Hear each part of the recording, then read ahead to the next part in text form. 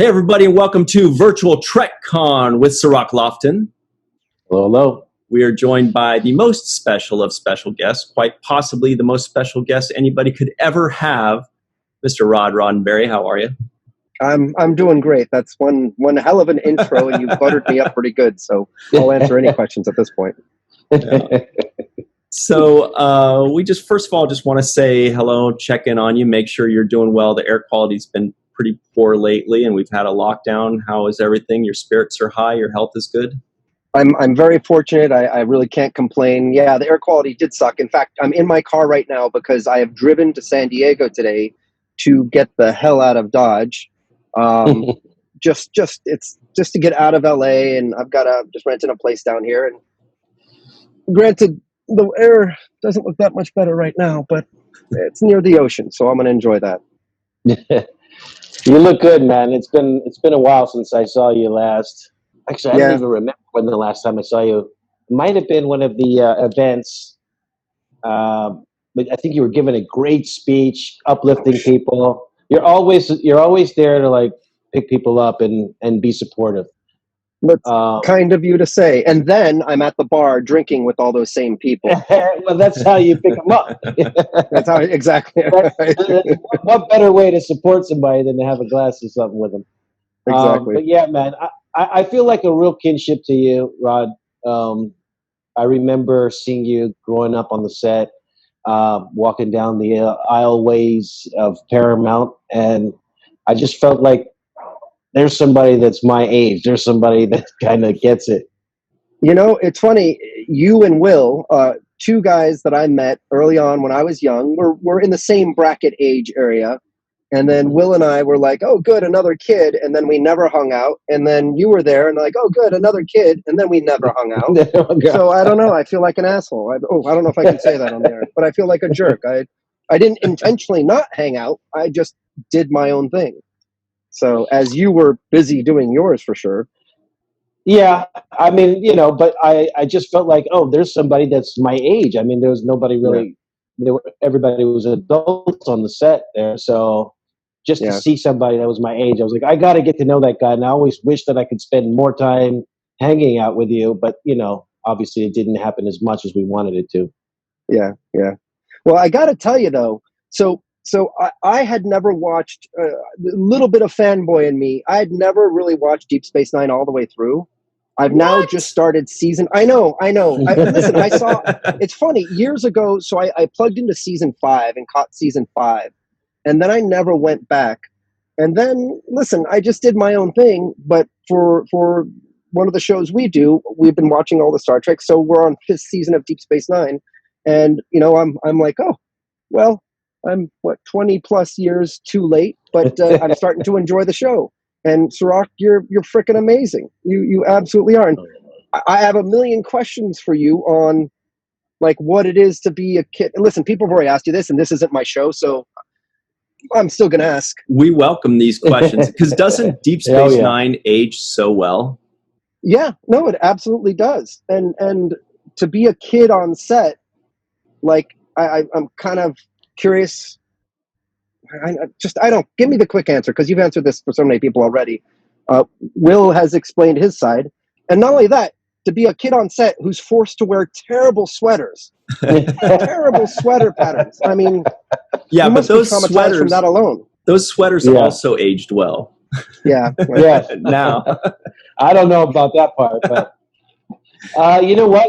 It was the most fun I've ever had in my life, actually. Even though, you know, I was alone and there wasn't that many kids around, and it was kind of an unusual environment. It was just the most fun. I just felt like I was doing something productive. I felt like I was part of something big, and you know, I wouldn't trade it for anything. It was that special to me. That's awesome. Yeah, and the documentary, What We Leave Behind, was fantastic too. It was a nice behind-the-scenes glimpse at what that family was like. Anyhow, sorry. But I would actually flip that question and kind of pose it back to you because you're growing up in these Star Trek house, right? And what was it like? I mean, were you watching? Were you aware of any of the shows? When I had met you up to the point that I had met you, Were you watching Next Generation? Were you watching the original series? What was your background up until that point? Yeah, it's so I had never really watched the original series when I was much younger. I would see episodes, and I remember like the first thing of Star Trek that I ever remember was being, I don't know, 6, 7, 8 years old in my father's home office bathroom floor, and he had a reel-to-reel projector. I don't know if it's 8 millimeter or whatever it was, and he would show bloopers at conventions. Well, he put the blooper reel on for me and projected it against like this white cardboard thing. And I would just sit on the floor and giggle because bloopers, when the door doesn't close and some guy runs into it, or they fall down the stairs, or whatever, those bloopers were classic. And so that was almost like my introduction to Star Trek. Then jumping ahead, being a 13-year-old working as a PA on Next Generation, my father would bring home the cuts every, I think, Thursday, and I would watch them on VHS. And I became a legitimate, real fan of the Next Generation because that's what I first saw, and I would watch that every Thursday. And so I love the show. I wouldn't say that I got it like a lot of people do. I mean, I was still too young and doing my own thing. And then I just became proud of Star Trek. I just became proud of the messaging after my father left, and fans would come up to me and say Star Trek had this positive impact on my life and inspired me. You guys have heard these stories, and on some level, maybe everyone listening to the show and preaching to the choir. But Star Trek is different, man. I mean, all of them. Star Trek is different because it speaks to people. Other shows do, but it gives us hope. So again, preaching to the choir, but I absolutely love it. And proud. Yeah, it gives us hope, and it lets us see versions of ourselves. Everybody kind of has a place, from different sexualities to different race, different genders. Yeah. So there's so much out there. But for me, growing up, I was on set at school on the set. Right. And so I had a little bit unusual kind of education during that time. But when I would go back to regular school, I would sometimes get teased about my affiliation with Star Trek because, right, the nerd show and the nerd thing and that. Yep. Did you ever experience any of that? I definitely saw that for sure. And it's been interesting. I'm 46 years old. So over my plus 4 decade life, that concept of geek and nerds and dorks, which I resisted. I was never one. I didn't do well in school. I wasn't a jock either, but I tried to be cool. I listened to my heavy metal and long hair. And so I had my own little bubble, stupid world. But I was also friends with the geeks and nerds. And one of my longtime friends today was the stereotypical geek nerd. But it's been interesting to go to, whether it's Comic-Con, Vegas, all these things, and see that shift, right? We see these geeks and dorks, allegedly. It becomes, I don't want to say socially acceptable. Watching sci-fi, being a geek, being a dork is cool now. Yeah, you've got everyone watching it. You've got the geeks and dorks, but you've also got the jocks and the Harley riders and the hot women and all women. Sorry, I don't mean to just say hot women, but all women. It's shifted to more of normalcy now to watch this stuff and to be. I think it's cool to be a geek. Absolutely. Yeah, especially now because you have all the tech companies that have now taken over industry. And so all the geeks and nerds that we knew growing up are like Google execs, and they're all big people. They're like players in the game now. So it's like it has been popularized. It has been normalized. It's now the stigma has been taken away, and it's now something cool to be kind of a nerd or a geek. Yeah, and the concept of geek, right? You can be a geek or nerd and everything. You could be a muscle car grease monkey geek. Right. They've got those shows on TV where they chop hot rods and do custom stuff. That's a geek. Mm-hmm. I mean, he might roll up his sleeve and turn a wrench, but he is a geek. Anyone who rides Harleys, they are geeks about Harleys. So it's become sort of normalized. Absolutely. Right. Cirroc and I are sports geeks.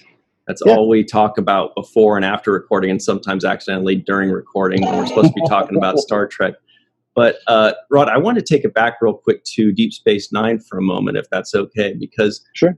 I was really interested in the fact that you said that you've kind of gone back as an adult and watched Deep Space Nine, and I was wondering what your impressions are of that show, seeing them through the eyes of an adult, being that you watched it somewhat back in the day, but now that you're looking at it, what are your impressions of it? So when I watched it, so I had never watched Deep Space Nine all the way through. I caught season 5 for some reason when I was much younger, and I was drawn to the action, and I enjoyed the show. But at that young age, I also liked Next Generation and Star Wars, and I want to say I liked them surface. I didn't necessarily pick up on the minutiae or the details of the messaging. It didn't speak to me as a young adult. As an adult, and I won't bring maturity into this because I'm probably not that mature, but maybe more than when I was 12.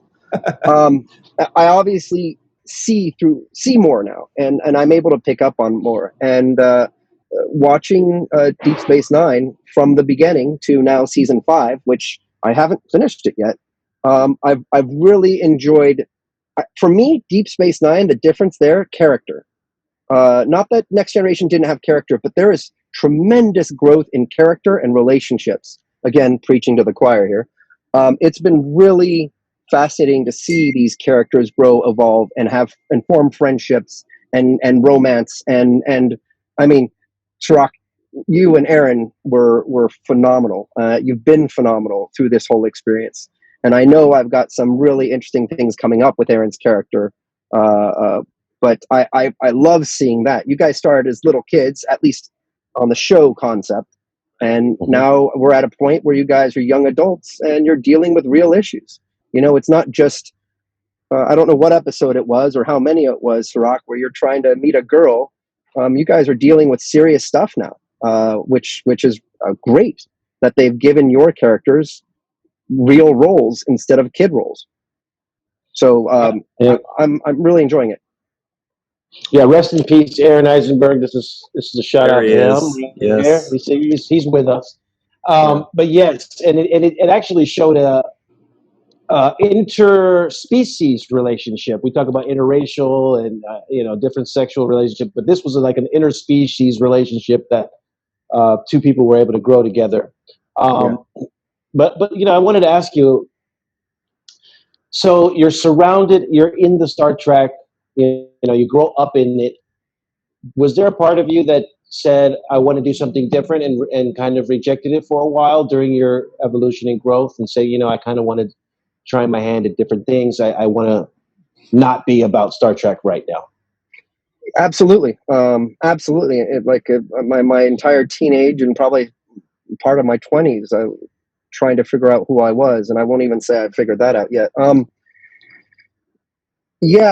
didn't. My parents pushed me. Actually, I did a number of commercials when I was a kid. Kingsford Charcoal, Granilla Clusters, Crystal Foods, Max Steel's Robot Force, One to Grow On. If anyone ever finds video of this stuff, One to Grow On. Yeah, I kind of want to get it, but then I want to hide it from everyone. Anyhow, I was not cut out for acting. Anyhow, so sorry. I did definitely reject. Before I really understood Star Trek, before my father passed away, they pushed me into these things, and I just rejected it because I was a teenager. They wanted me to be in the industry, and I did not. And I did not want to be like my father or anything like that. Then, after my father passed away, and I did the documentary Trek Nation, during that, I learned a great deal about my father. I came to the conclusion I still didn't want to be my father because those are huge shoes to fill. I mean, no one should want that.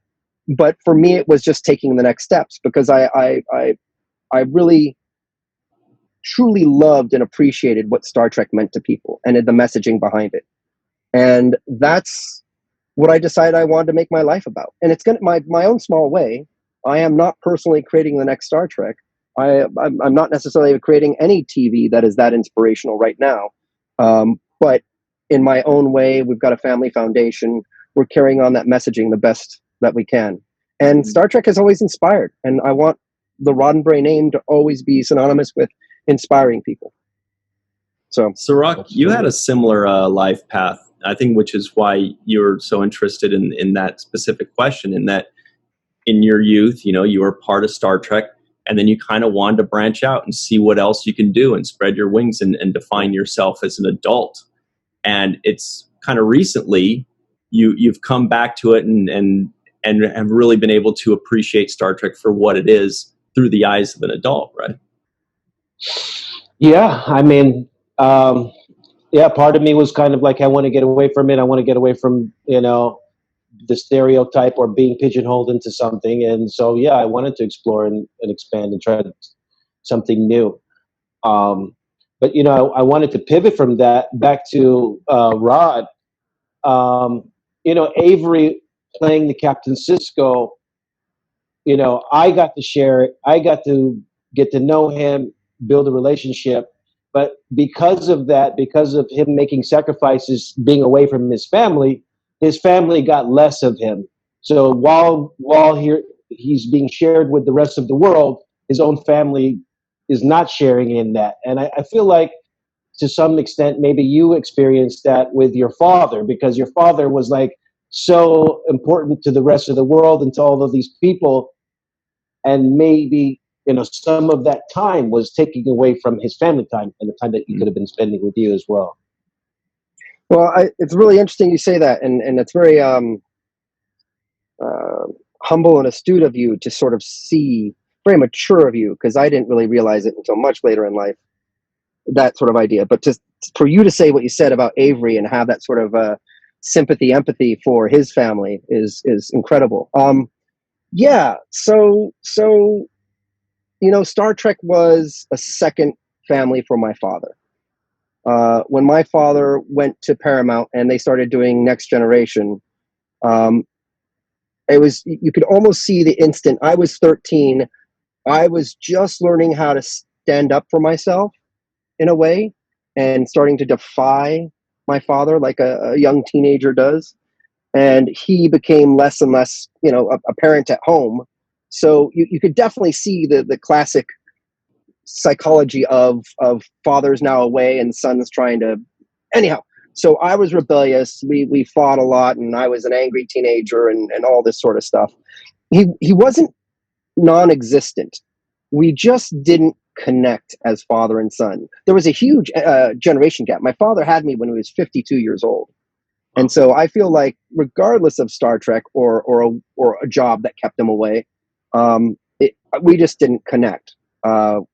So a lot of people had parents that went to work every day and they saw him in the evening. To give my father credit, he did come home, or at least I recall my father coming home almost every night and us having dinner as a family. So yes and no to your question. Definitely he had a second family. Definitely his attention and love went to a number of the people there. But he still had enough to come home and was there as well. So by no means did I have a rough life, but yeah, he had two families for sure. Yeah. Yeah. So it was interesting talking to Will Wheaton. He looked up to my father because, they got to interact more. And Will told me stories when I interviewed him for my documentary. And, I had these feelings of like jealousy because they would have conversations about things and my father would support him and stand up for him on things. And I was like, oh, but that's my dad, like this sort of response. So there was a little bit of jealousy, but I've certainly come to terms with that. Yeah. A lot of growth, a lot of, that's what happens with maturity and just time in general. We just see things differently. And, as we get older, we start to understand the kind of tough decisions that our parents had to make. Yeah. Yeah. And I'll tell you what, I've got a 7-year-old right now, and this is not an insult or a dig at my father. It did give me a way to reflect on, I want to be there for him more than my father was. Again, not that I was left alone, not that I had a terrible childhood, but it gave me this sort of like, I don't want to do that. I want to be there, so we all learn. Yeah. And I'm so proud of you and the growth that you've made and in what you're doing today you're now producing shows and you're basically, stepping into that role as the guy who's, making Star Trek shows. And that's just seems natural now. There are many people making Star Trek, and I am one of the many. If you ever see the executive producer credits, not just on Star Trek, but many shows these days. We used to count 8, them. 9, 10 of them, right? And as you guys know, an executive producer can be anyone from someone who's on set every day, going through every script, every revision, who's in it and contributing, to someone who's more on the second tier, I would say, and is contributing and sending in notes. But certainly, it's an amazing team. I can't take credit for being the mind behind the show. That's Alex Kurtzman, Secret Hideout, and all the writers who do that. Very proud to be a part of it and trying to do my part in it. But I never want to mislead anyone thinking like, oh, I'm the guy doing Star Trek now.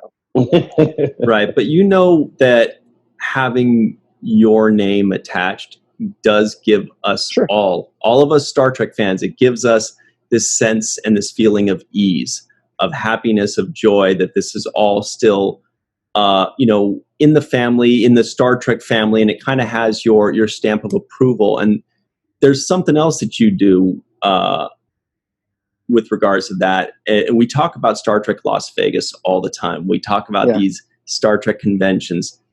And I can't tell you how much as a fan it means to us to see you roaming the halls, smiling, giving some, just being there makes us feel like, okay, it's a real Star Trek convention now. It's not just a thing that some people are putting on.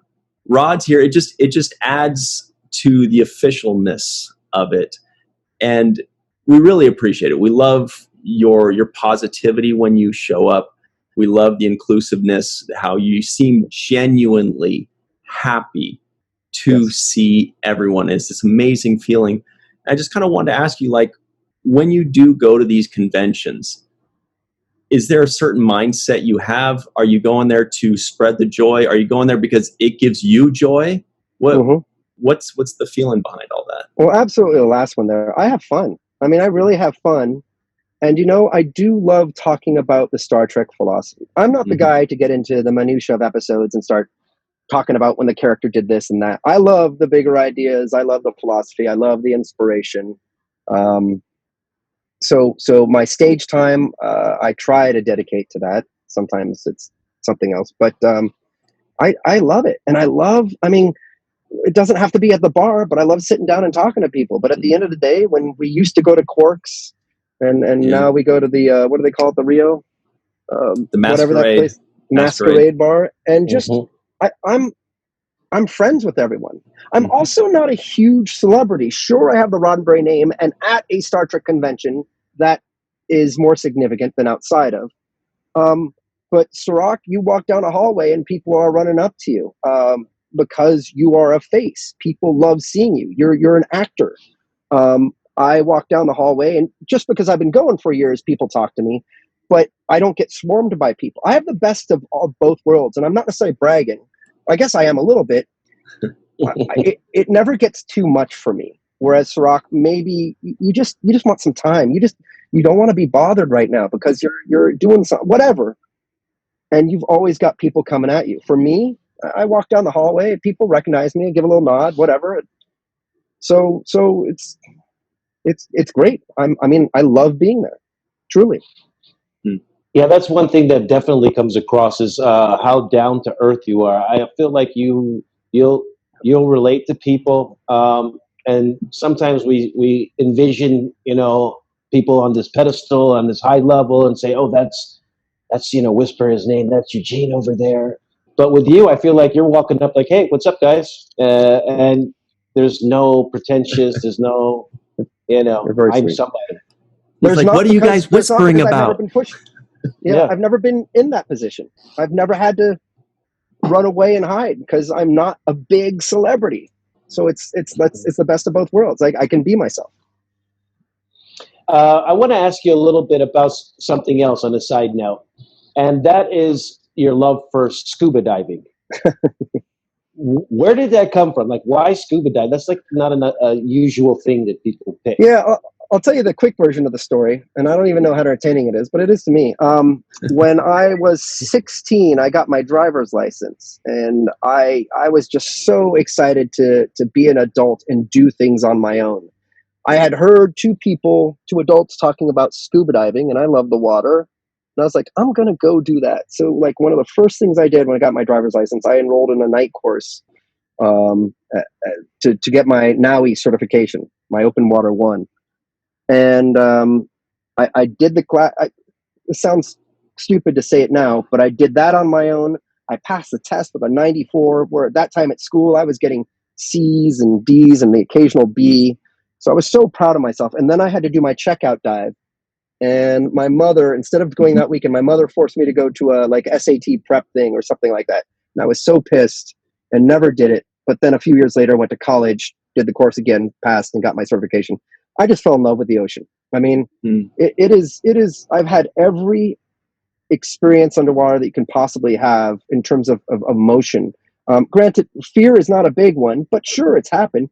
But exhilaration, excitement, I mean, the beauty, the most surreal images, I still have the most beautiful moments in my life are still etched into my mind because they were underwater. I could see the rays coming through the seaweed. And then I come through the seaweed to this beautiful patch of just round sand, and it's like a ballroom. And you could see the kelp just going side to side, and the sun's coming. It's like these magical moments. And I've got a number of those from scuba diving. And it's I'm not spiritual, but it's my place of Zen. You know, I center, I guess. To each their own, of course. I think everyone has their place of passion, and when they're in the zone, that's just mine. You like the solitude, the quietness of it? I mean, is it those things? You know, yes. I think what it is I don't, every day I'm so busy, and I'm not busy because I'm doing important things. I have a mind that's just static, and every now and then something comes through that makes sense. It's almost, I don't want to say I'm ADD, but I'm sure I am. There, you're there you're focused on the moment. You've got this equipment that's saving your life. You have to rely on it, and you're a fish out of water or a human in an ocean, and it's just you have to be present. And this is some of the few times that I'm present. So I think that's what it is. Wow. Cool. So for me, yeah. Rod, you're such a good storyteller. You kind of got Cirroc and me like mesmerized for a second. Yeah. For a second, I kind of glanced over at Cirroc and he had the same look I did. We were just kind of like, keep telling the stories. In the same place. I know, me too. We were both there with you, man. Do you ever, do you dabble in a lot of writing? I know you've kind of done some things. Is that something you want to do, or are you more? You know what? I tried some back when I was in Toronto working on Earth Final Conflict, right. And never picked up like writing script. I never got the skills. I never took the time to learn how to write and how to create stories. I was just writing some fun stories, and I got my ass handed to me a little bit, not in a really bad way. That was too dramatic. I got some. It wasn't even feedback. But I kind of got shot down pretty hard on something and kind of never went back to it. So I hate to sound like it's like the wrong message to be saying. Well, if you fall off the horse, well, just walk away. So I feel like that's kind of what I did. But I've never had a huge passion for being a writer. And I'm a little negative on the traditional industry. I see enough stuff. You could be a writer and spend your life so passionate about trying to write, and then you get stuck as a staff writer on the show. And I see these people and hear them who are like, yeah, but I'm a staff writer now. I'm like, do you get to write what you want? No, I pretty much just write the stories they tell me. It's a check. I'm like, oh, okay, well, so you're not really enjoying it. Yeah. I'm not saying every writer's like that. I'm sure there's plenty of writers and staff writers out there who love what they do. But I mean, it's the same with any sort of art, right? When you have to start compromising and doing things that someone else wants because you need to get your check, do you lose a bit of the charm, the feeling, the passion? I don't know. Yeah. And only the top 2% even make it as a staff writer to boot. Right. The other 98% are just going, God, I wish I could just make a living off of this stuff. Right. Cirroc, you're going to say something? Sorry. Yeah, my question was, one of the things that comes up a lot in discussing Star Trek with the fans is that they see themselves on Star Trek. There's somebody there that they relate to, and that, like, people say, hey, Black Captain, or, you as a kid, I was a kid growing up. Who out of the Star Trek universe do you relate to? What a great question. Odo. Yeah. Because you're not asking who's your favorite character. Right. Wow, that's a good one. Do I relate to? So I don't know if I relate, but I've always loved Captain Picard. If you said favorite character, I'd say Data for a different set of reasons. But Picard, because he didn't necessarily know everything. He captained the way I think a captain or a leader should lead. He had a team of people he trusted, who had a job to do. He valued their input when he needed them. He listened to everyone and then made an informed decision based on the information he had. He respected them and they respected him. He wasn't one of those leaders who said, you do what I say because I tell you because I'm the captain. I don't think that's the right way to lead at all, in anything. The bosses and employers out there who say, don't ask questions, just do what you're told. I'm sure it depends on the kind of job, but I don't subscribe to that sort of mentality. Anyhow, am I that? Do I relate to him because I think I'm like him? No, but I'd like to be. I mean, if I had to lead people, I would like to be that kind of leader. Yeah. How about you guys? Who do you relate to? Cirroc, if you weren't Cirroc, it would be Captain Benjamin Sisko. Sisko, yeah, I mean, because I like shave a goatee. Yeah, I'd have to shave down a little bit, but I still have the basics.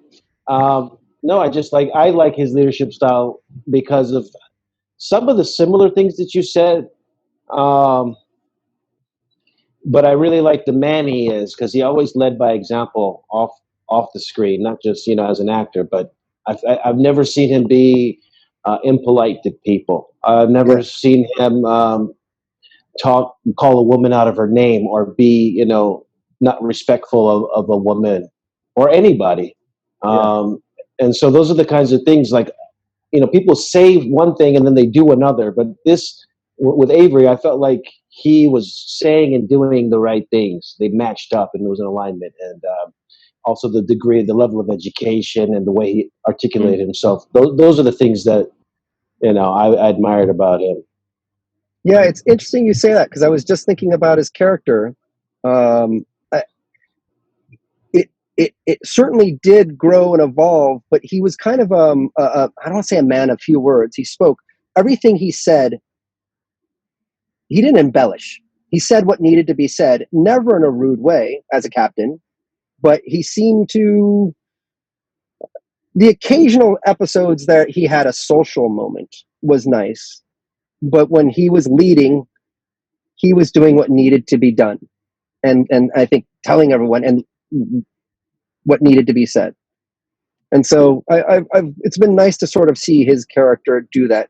But I've also, like I said, I enjoy the time when he smiles, when he's with Cassidy. No, or Trill. Dax. Dax. Okay.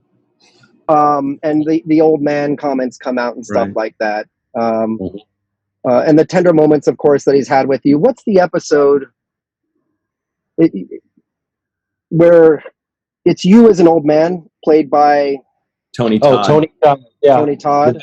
The visitor. We're coming up on that. His interactions with you and Tony Todd, and that was beautiful. I mean, that was absolutely beautiful. It was nice to see a different episode. It was sort of the city on the edge of forever because you're not on the ship. You're not totally on the ship. You're in a different place, and you get to see these characters a different way. The episodes I just watched that are hard for me to swallow are the Mirror Universe ones. Mm-hmm. I just have a problem. The acting's great. It's just the science and the rationale behind it just kind of irked me a little bit. But I have that problem on every show that does Mirror Universe. I want to put in a couple quick words about Captain Picard, since you brought him up. He's definitely, for me, he's the one that I always kind of related to or looked up to as a kid. Just which is strange when you're a kid to look at a 50-year-old and just say that's the right way to be. Because for me, it wasn't so much that he inspired me as much as I fully understood that this was the correct way to be. Like, it seemed like he made the right decision on how to act with regards to anything. And when he made a mistake, he acted the right way and acknowledged that mistake. Yeah. And he learned from it. And that's, to me, the way of the perfect human being. Not to be perfect, but to have the best reactions when you're faced with your own mistakes or other people's mistakes, or the good and the bad.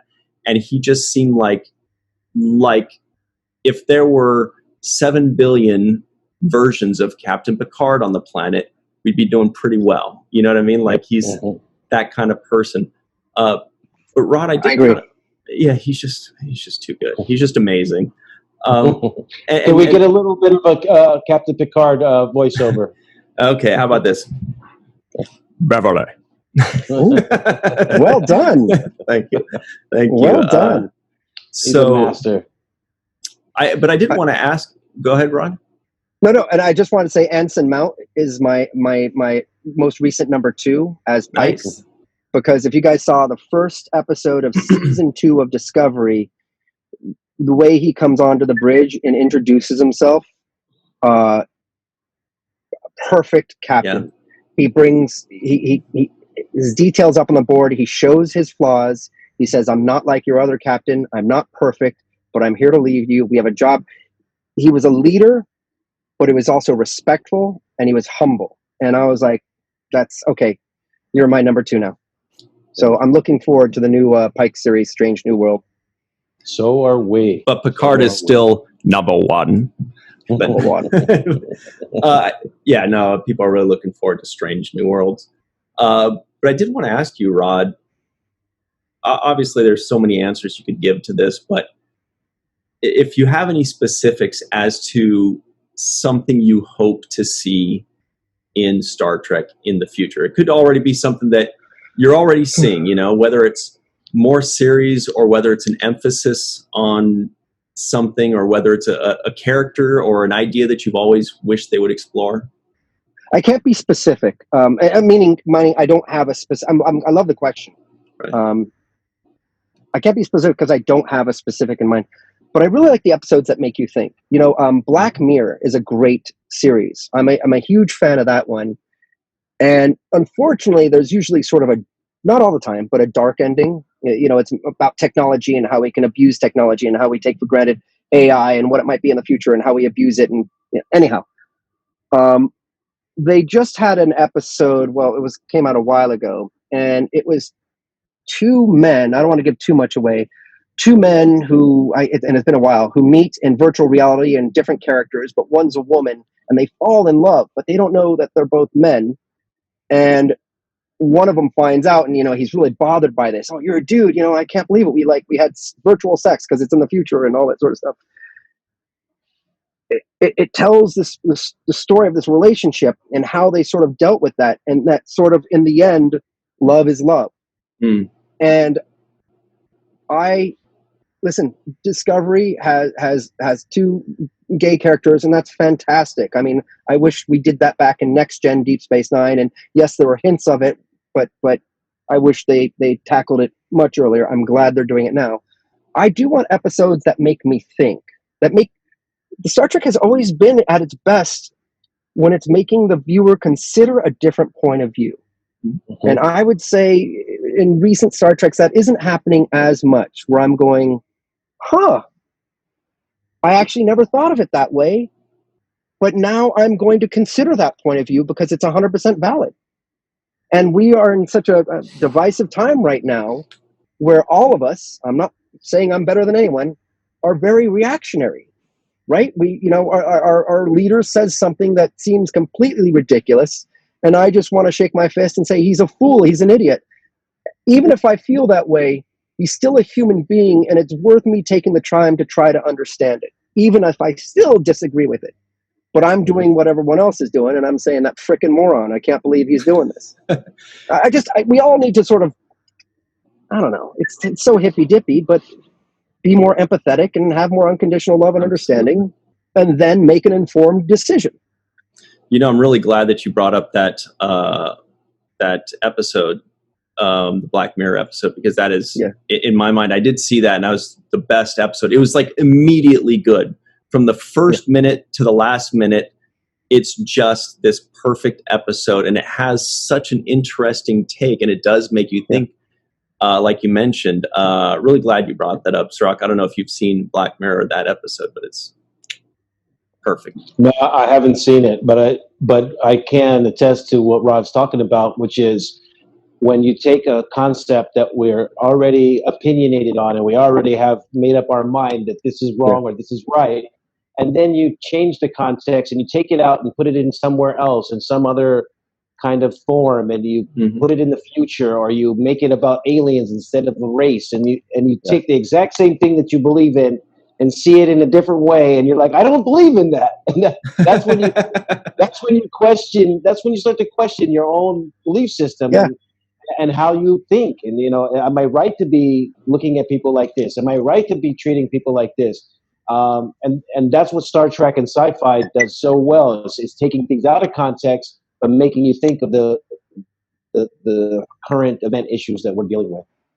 Yeah, let that be your last battlefield, man. That's still, even though it's cliche, it still rings true. That was the original series episode that had the white face and the black face. Right. So one character had black on one side and white on the other, and the other character had white on that side and black on the other, and they fought years of wars because they looked different. And we all know what this means, but as you just said, Cirroc, they make it something that you can digest, that's palatable, and then you can reflect on your own prejudice and be like, well, that is the dumbest thing I've ever seen, but hold on. Have I ever done something like that? Have I ever looked at someone and judged them because of the way they looked?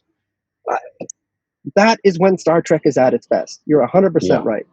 And it sucks that we're 54 years later, and this is still an issue because of skin color. I mean, there's many issues, but it's skin color. It's a pigment. What do you?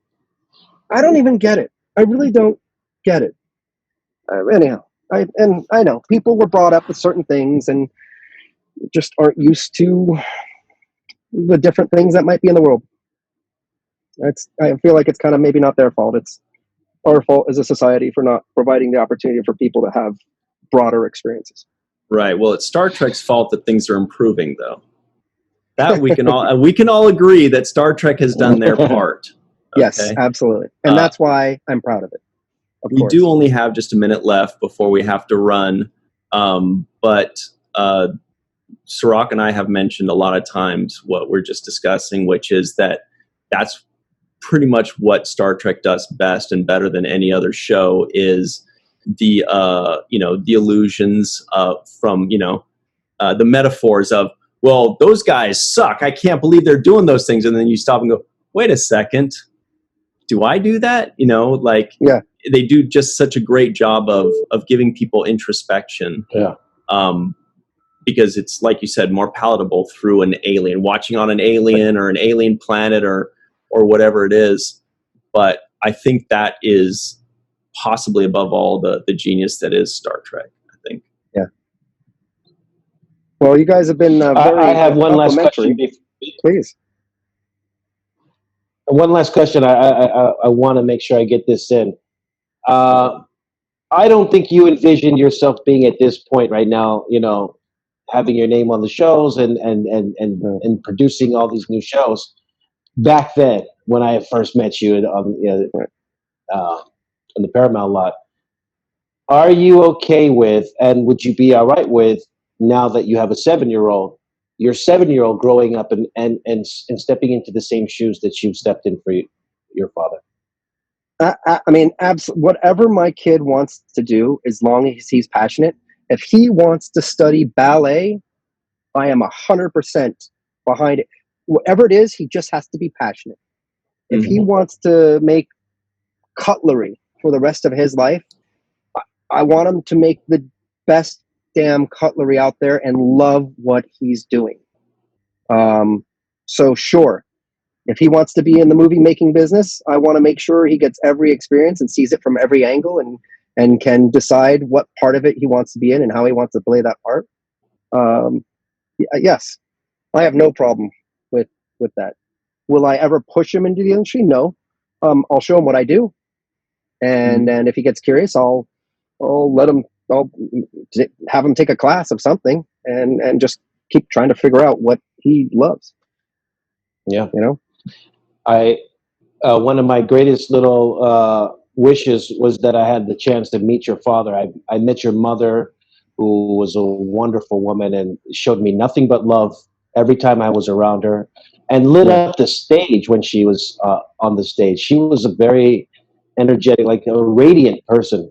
But I wish that I had the chance to meet your father, because obviously, I was a part of what he created, and I wanted to extend my thank you to him. But I'm going to do that to you now, so that you can pass the word on. Thank you for everything that you've done for all of us, so that we have this platform, this opportunity to talk about these topics and expand our own collective consciousness and make ourselves, work towards a better vision of what we can be. Yeah, well, I will gladly pass that on. I know that if my father had met you, he would have loved you. Absolutely. I mean, I know him, a young actor on stage or on the production stage. I think he had a lot of respect and admiration for someone who's giving it their all, and coming into not just the entertainment industry, but you're coming into your formative years. So I think he understood how difficult that was for someone. And listen, I don't know your life, your situation, but listen, you said it. You were a kid actor. You were being schooled on the set, which doesn't help you with life. I mean, you got your arithmetic and science and all that then, but then you had to interact with other kids your age, which you, in your own words, could be challenging at times.